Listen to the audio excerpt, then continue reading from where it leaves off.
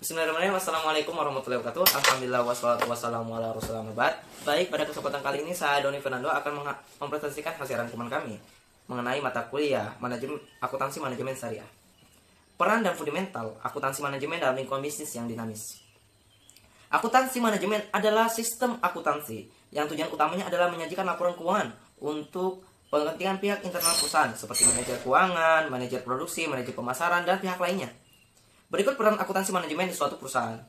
Yang pertama adalah sektor keuangan. Biasanya di sebuah perusahaan orang menguasai akuntansi manajemen akan dimasukkan dalam departemen keuangan. Yang kedua, akuntansi manajemen bukan hanya sekedar uang. Menjadi persepsi yang salah, kebanyakan orang menganggap pekerjaan akuntansi hanya berkaitan dengan uang saja. Sebenarnya tidak.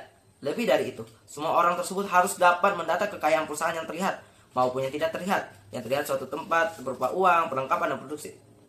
Yang ketiga, internal audit. Seorang akuntansi manajemen harus mempunyai penguasaan bukan hanya sekedar akuntansi saja, karena dia akan membawa beberapa akuntan yang bekerja untuk yang ditempatkan di berbagai tempat. Konsep biaya dan manajemen biaya. Biaya merupakan kas atau nilai ekivalen kas yang dikeluarkan oleh perusahaan untuk mendapatkan barang atau jasa yang diharapkan guna untuk memberikan suatu manfaat, yaitu peningkatan laba dan di masa mendatang. Berikut adalah klasifikasi biaya. Yang pertama adalah objek pengeluaran. Yang kedua, fungsi pokok perusahaan. Yang ketiga, hubungan biaya dengan suatu yang dibiayai. Yang keempat, hubungan biaya dengan volume kegiatan. 5, atas dasar waktu. Keenam, atau yang terakhir, hubungan dengan perencanaan. Manajemen biaya adalah sistem yang didesain sedemikian rupa untuk memberikan informasi bagi manajemen organisasi untuk mendefinifikasi sebagai peluang untuk perencanaan strategi, penyempurnaan dan pembuatan keputusan operasional mengenai pengadaan dan penggunaan sumber daya yang diperlukan oleh organisasi. Manfaat manajemen biaya bagi bisnis.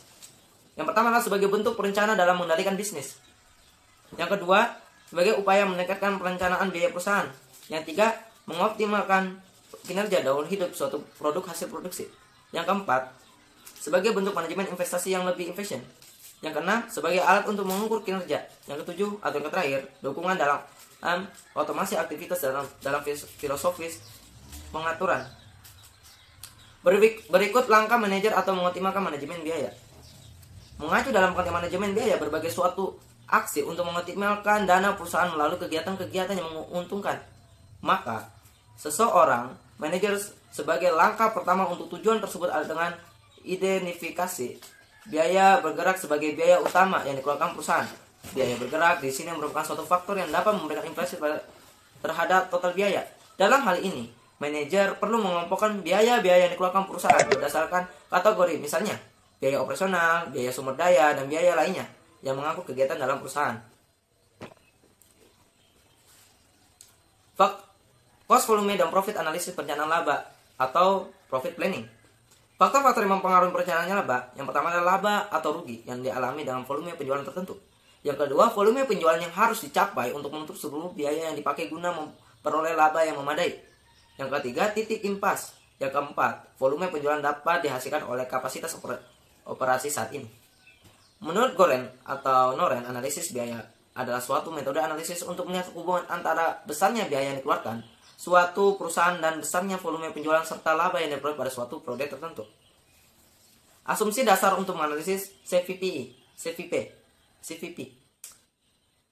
Biaya dikelompokkan menjadi biaya variabel atau variable cost dan biaya tetap fixed cost. Biasanya variabel merupakan biaya yang berubah suatu dengan jumlah barang yang diproduksi. Yang kedua, biaya tetap secara total adalah tetap tanpa titik kegiatan atau kapasitas tertentu. Yang ketiga, biaya variabel dan berubah secara proporsional dan peningkatan volume produksi. Yang keempat, harga jual per unit adalah tetap. Yang kelima, perusahaan hanya menjual suatu jenis barang saja. Yang keenam, kapasitas dimiliki perusahaan tidak berubah. Yang ketujuh, tingkat efisiensi dan produktivitas tidak berubah. Perencanaan laba multi produk entity.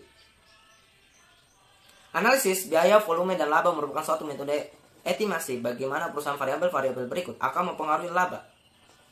Biaya variabel per unit, harga jual per unit, biaya tetap per periode, volume penjualan dan perubahan penjualan. Analisis biaya volume dan laba dapat menjadi alat yang sangat berguna untuk mengoptimalkan cukupan untuk pemecahan. Analisis perilaku biaya. Perilaku biaya adalah hubungan antara total biaya dengan perubahan volume aktivitas. Para perilaku biaya biasa dikatakan menjadikan 3 jenis, yaitu yang pertama adalah biaya variabel menurut Gaussian, atau biaya variabel adalah biaya yang berubah secara proporsional dengan perubahan aktivitas. Jika aktivitasnya dilipat 2 kan, maka total biaya variabel juga akan dilipat 2 kali. Biaya variabel yang juga bersifat proporsional sebagai lagi bersifat bertahap. Yang kedua, biaya tetap adalah biaya yang jumlahnya tidak berubah. Yang ketiga, biaya semi variabel atau biaya campuran, merupakan biaya yang mengandung unsur-unsur biaya variabel dan biaya tetap. Analisis pengambilan keputusan jangka pendek marketing efek. Tactical decision making atau pengambilan keputusan taktis biasanya juga disebut dengan keputusan jangka pendek, yang merupakan pilihan alternatif dan harus segera dilakukan oleh keputusan yang bersifat jangka pendek. Jenis pengambilan keputusan jangka pendek, yang pertama adalah membeli atau membuka sendiri. Yang kedua, menjual atau memproses lebih lanjut suatu produk. Yang ketiga, menghentikan atau melanjutkan produksi produk tertentu. Yang kelima, menerima atau menolak pesanan khusus. Analisis pengambilan keputusan jangka pendek, production effect.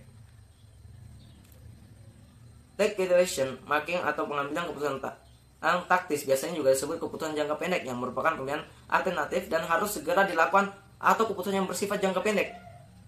Di dalam kegiatan sehari-hari, keputusan manajemen dapat dikatakan ke dalam 2 kelompok besar, yaitu 1. Keputusan rutin, yaitu keputusan manajemen terjadi berulang-ulang dengan kondisi yang sama. Yang kedua, keputusan khusus, ialah keputusan manajemen yang rutin terjadi. Keputusan ini menyangkut masalah yang spesifik, sehingga untuk memutuskan diperlukan informasi analisis yang sesama. Production effect merupakan perencanaan produk yang diproduksi. Pada aspek pemasaran, tetap dirumuskan jenis produk yang akan dihasilkan harus sesuai dengan potensi yang dimiliki. Tentunya produk tersebut memiliki potensi atau prospek pasar yang memadai mengenai karakteristik produk yang akan dihasilkan. Memberikan kemudahan dalam penyusun kebutuhan bahan, tenaga kerja, mesin atau perangkat dalam proses produksi tersebut. Dalam pengambilan keputusan, kebutuhan proses aspek produksi terlebih dahulu perlu direncanakan kebutuhan sarana dan prasarana yang akan digunakan untuk menghasilkan produk. Sarana prasarana inilah yang sering disebut dengan produksi atau manipulasi lain, bahan, tenaga kerja, mesin atau peralatan, lokasi dan biaya atau uang. Mungkin cuma itu yang bisa saya sampaikan. Saya akhiri, assalamualaikum warahmatullahi wabarakatuh.